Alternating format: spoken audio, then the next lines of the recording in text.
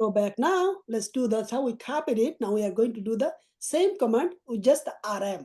Just run the same command Okay, instead of so the at first let me show you how we can remove the file. Okay, so for that yes. let me go to this department.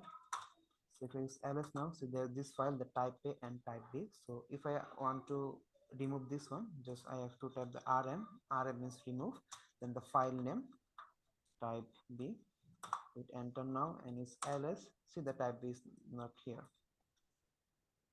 This is the command to remove a file. So if we want to remove a folder, then we have another command. Let me go to the up again, this ls here. You can see this folder.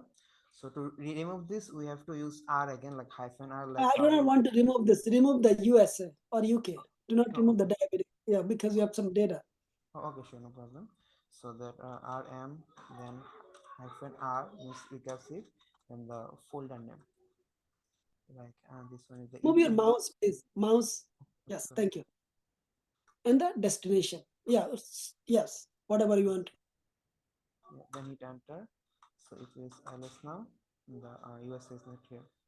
Yes. So that's how you actually the copy a file, sorry, remove a file and remove a directory or folder. Thank you.